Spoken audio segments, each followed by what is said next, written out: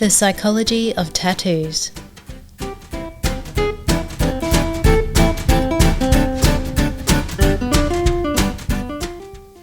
Hello, welcome to Signposts for Living with Dr. Kirsten Hunter. We've got gorgeous Kristen Coggan. Hello, darling. Hello. How are you? Fabulous.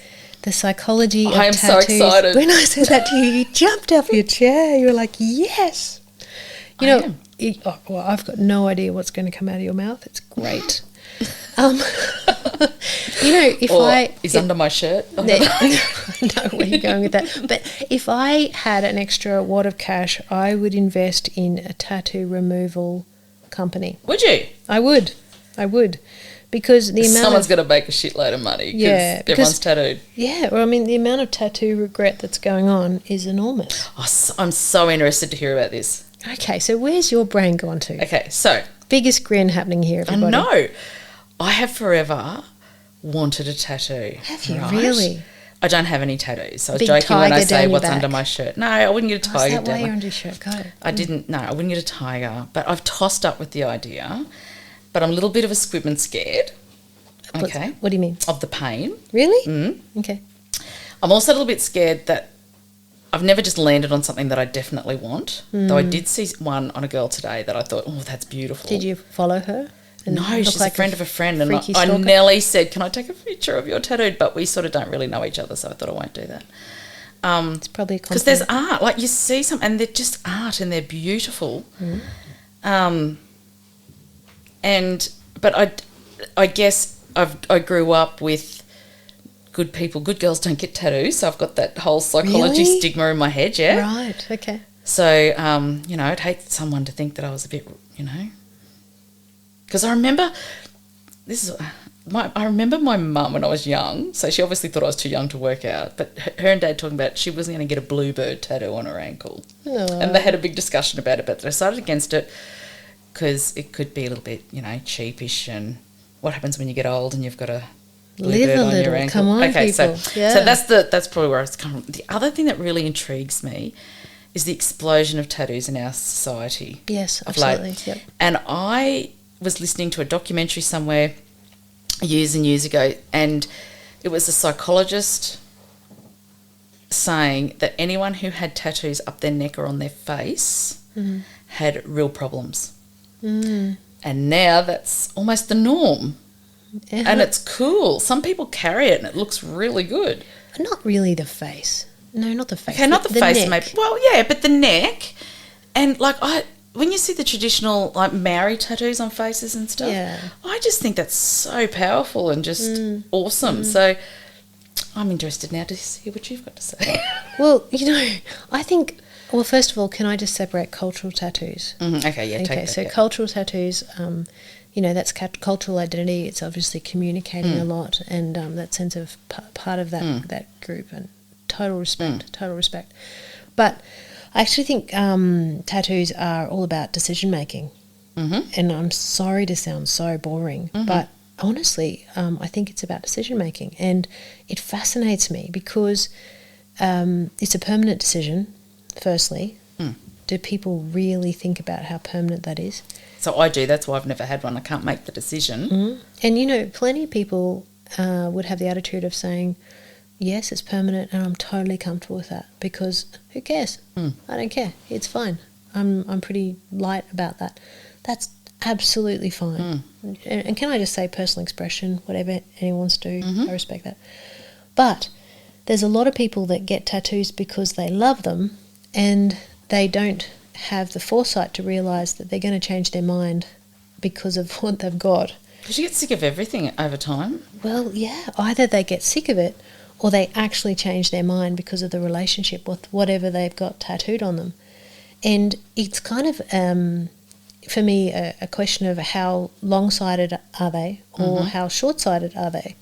And, obviously the tattoo can mean a lot to them. It can mean that they're, trying to look cool, or they want to be part of a certain group, or they want to be taken, seriously in some direction or another direction, or, so the question of why they get them, if it's body art and they just really love it, that's totally lovely. But the amount of people that regret their tattoos is huge. Yeah, I can imagine it would be. Oh my gosh.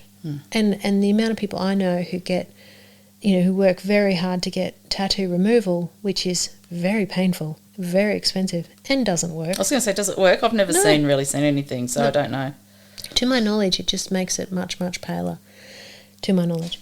So I just think it's fascinating. And it's kind of this question of, okay, firstly, do you understand that your opinions change with your development? And do you understand that what you're interested in your 20s is not the same in your 30s, 40s, 50s, 60s, 70s, 80s, 90s? And kind of how mindful are people about development? And, I'm sounding really, clinical and sterile here, but that's genuinely what it means to me. So that's why it fascinates me, people who get them on their necks and stuff. There's no hiding that. That is there. Yeah. No matter what you're doing, it's not like you've, put something on your bum and nobody sees it. Well, how many 60 or 70-year-olds go out and get their necks tattooed? No, they don't. Right? But that's the commitment. Or, the people that... I know someone who just started dating someone and they've gone and got that person's initials written on them and they're dating.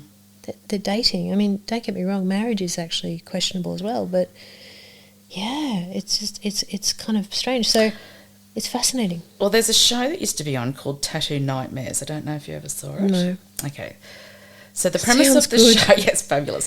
So the premise of the show, it's in America, it's American, but these fantastic tattoo artists that just create the most beautiful art, they specialise in covering over tattoos that people already have that they don't like. That's a great skill. So they have people come in with their dodgy tattoos that they might have done, especially on themselves at night when they're drunk or when they're young or got something or put a partner's name on it that they hate now or whatever it is. And these people look at the tattoos and then they create a piece of artwork to go over the top of it and camouflage it and change the... It is amazing.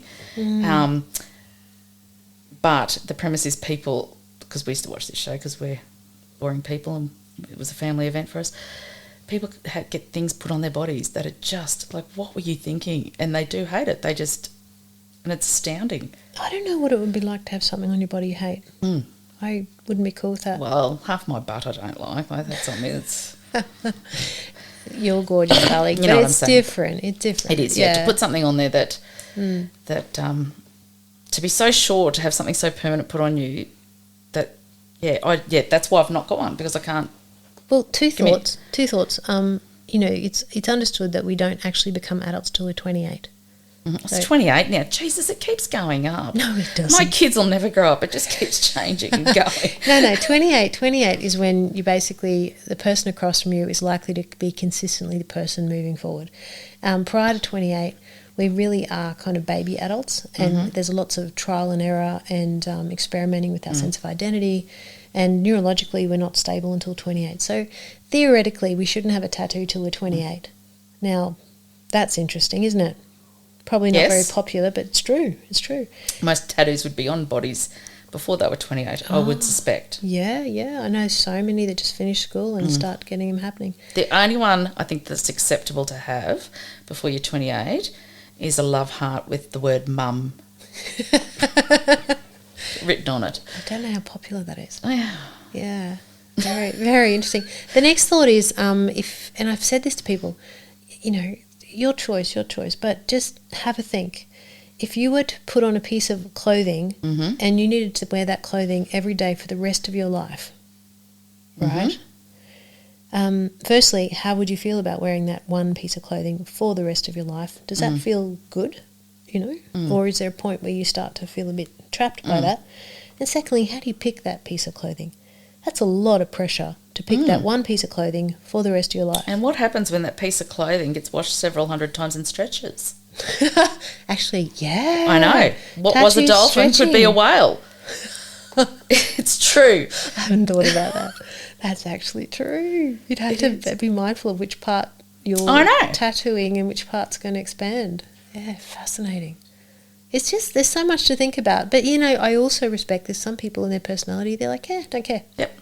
And they cruise and they're totally happy. But because you could buy a piece of art that you love and put it on your wall and you could love it forever.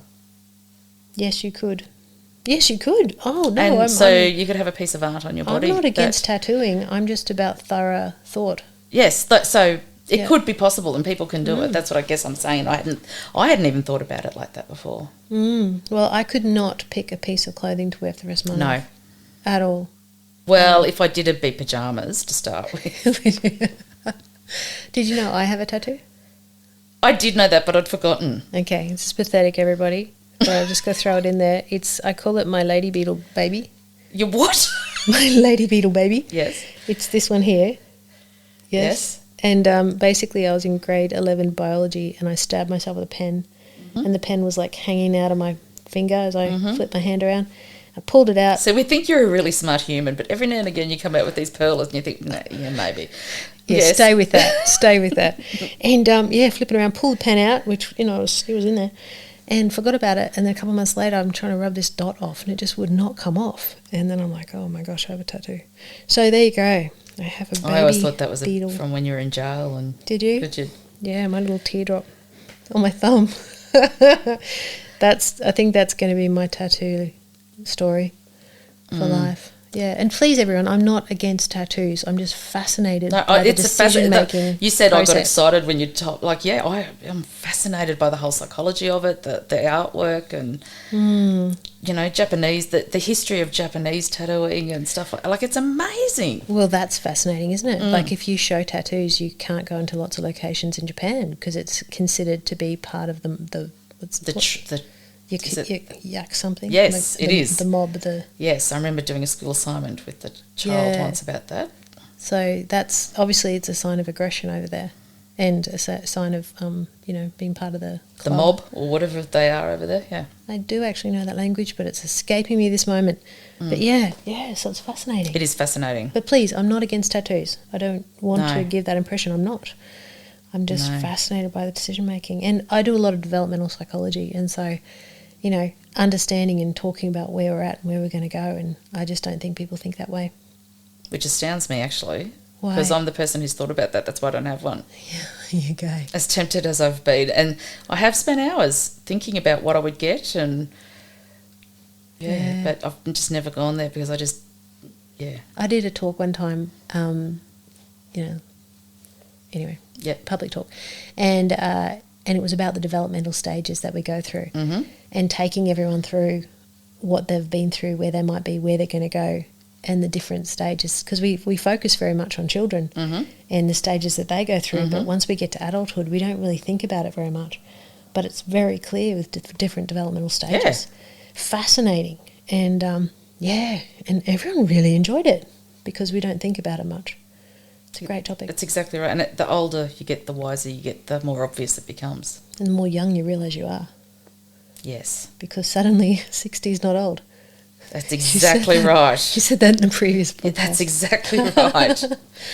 And it was ancient at one stage. Yeah, wow. There you go. Spring chicken.